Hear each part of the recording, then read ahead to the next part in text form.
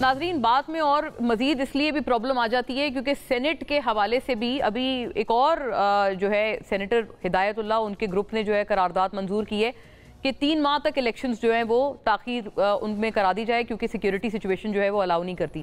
یاد رہے کہ پہلی دفعہ نہیں, یہ اس سے پہلے بھی اب سے کچھ روز پہلے بلکہ پچھلے ہفتے کی بات ہے سینٹ سے ایسی آوازیں اٹھتی ہوئی نظر آئی ہیں. ان کے احوال پہ بھی بات کریں گے کہ کیا پارٹیز اون کرتی ہیں, یہ تو چلیں آزاد سینیٹرز ہیں, لیکن جو پارٹی کے سینیٹرز ہیں ان کی طرف سے بھی اگر اس کی تائید ہو رہی ہے تو یہ کیوں ہو رہا ہے, بہت بڑا سوالیہ نشان ہے. دانیال صاحب ایک پیشن گوئی کی ہے بلاول صاحب نے کہ اگر میاں صاحب آ جائیں گے پاور میں تو وہ کیا کریں گے. سنیے گا انہوں نے کیا کہا ہے اور پھر اس کا جواب فرمائیے گا. دوسری طرف دیکھ رہے تھے مگر ہم عوام کی طرف دیکھ رہے ہیں, عوام پہ بھروسہ کرتے ہیں. اگر میاں صاحب وزیر اعظم بنتا ہے تو اس کا ایجنڈا کیا ہوگا؟ ایجنڈا یہ ہوگا کہ میں نے اپنے سیاسی مخالفین کو بند رکھنا ہے, میں نے انتقامی سیاست جاری رکھنا ہے, میں نے تو ان سب سے حساب لینا ہے جنہوں نے پتہ نہیں کیا کیا کیا تھا. وہ ماضی پہ دیکھتے ہوئے آج کو نقصان پہنچائے گا, آج کے عوام کو نقصان پہنچائے گا.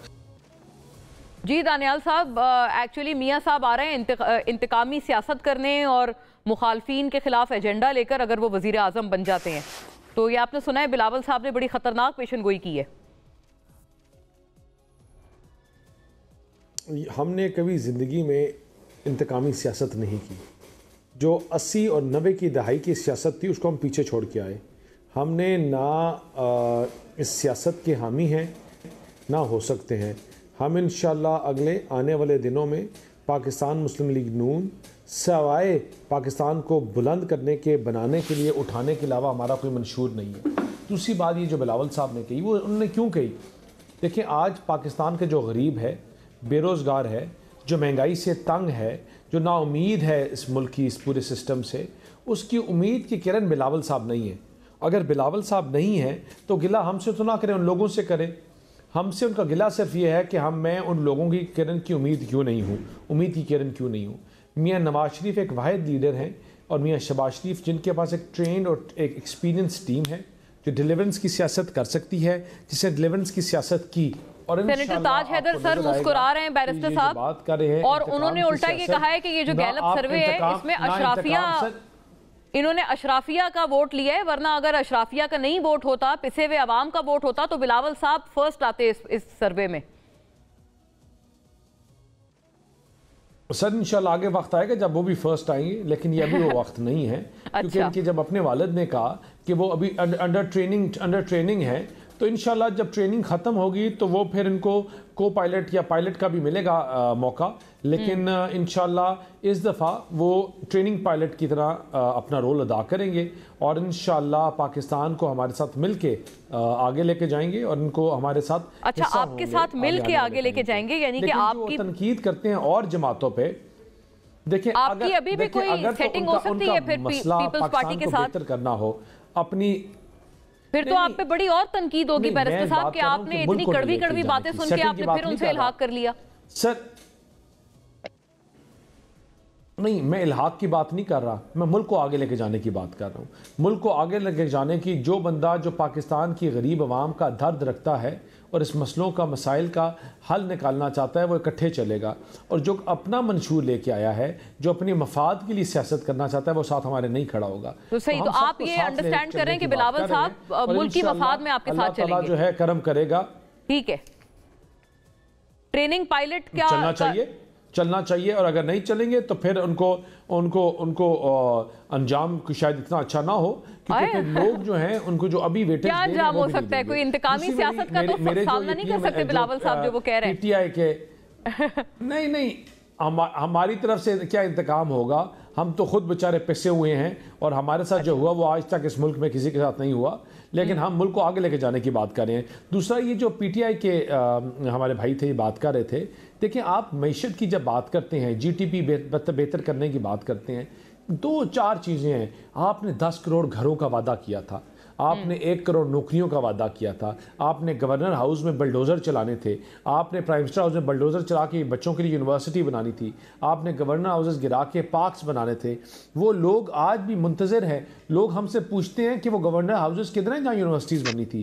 Pakistan P M L N کا جو پہلا سال تھا ہمیں مہنگائی کی شرح 8% ملی, دوسرے سال ہم اس کو 4.5% پہ لے گئے, تیسرے سال ہم 3.5 پہ لے گئے.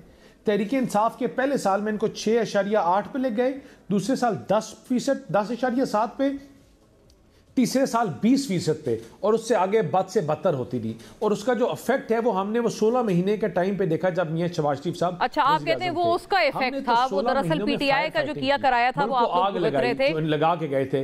تاج صاحب آپ کی سر اجازت سے یہ والی بات میں پوچھوں اگر, اور انشاءاللہ اگلا آنے والا جو دور ہے اب تعمیر اور ترقی کا دور ہوگا.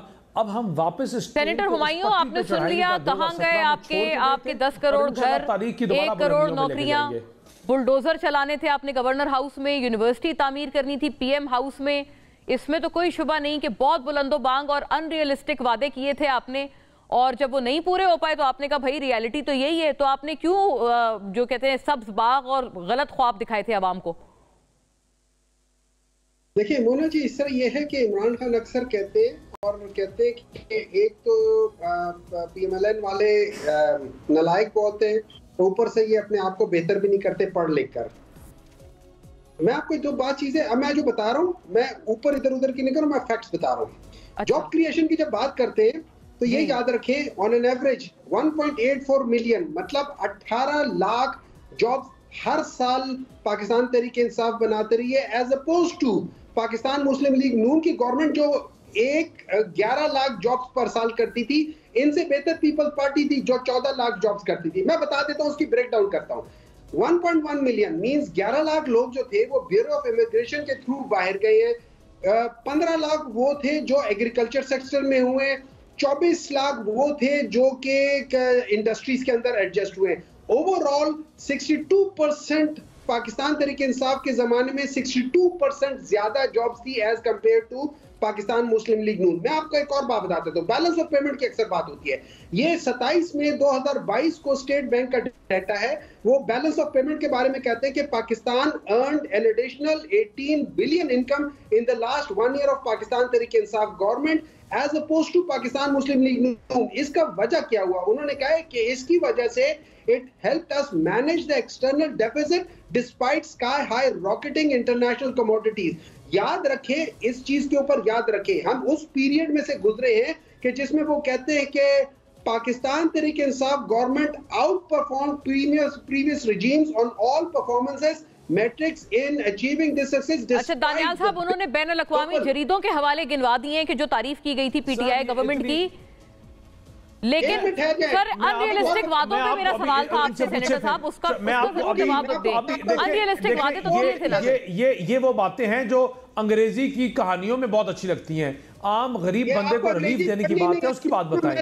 ایک بتائیں کہ وہ نوکریاں کدھر ہیں, وہ گورنر ہاؤس جو گرنے تھے وہ کدھر ہیں. آپ بتائیں کہ آپ نے جو بی آر ٹی بنانی تھی جو 1 سال میں, ان ریئلسٹک وعدوں پہ سوال ہے میرا آپ سے ہمایوں صاحب. 6 ارب میں بی آر ٹی بنانی تھی, آپ نے 100 ارب میں کیوں دی؟ آپ عوام کو آپ نے غلط خواب بیچے. دانیال صاحب I got your point, let ہم ریسپونڈ پلیز. آپ بتائیں میں جواب ان سے لے لوں, کیا ریلیف دیا, بتائیں جی ہمایوں صاحب.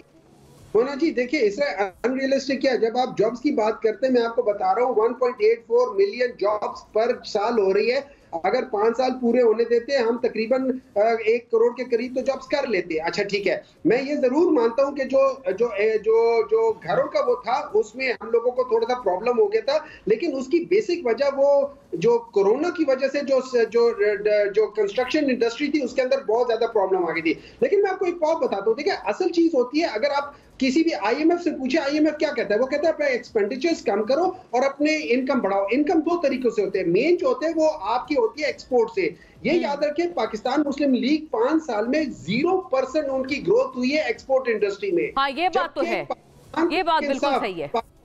ایکسپورٹ بالکل نہیں بڑھائی تھی. P M L N government میں یہ ایک بہت بڑا ایک بلیک انڈیکیٹر تھا کہ ایکسپورٹس کی کوئی حالت بہتر نہیں ہوئی. پیپلز پارٹی بھی آپ کو دانیال صاحب بڑا اس پہ کرٹیسائز کرتی ہے. تاج صاحب, پاکستان تحریک انصاف نے صرف مارچ 2022 میں 3 بلین کو ایکسپورٹ کراس کیا تھا, which is highest in the Pakistan history. Pakistan کی ایکسپورٹس گرو کیے 27% in 12 months. Total of 30 billion, the highest ever recorded in the history of Pakistan.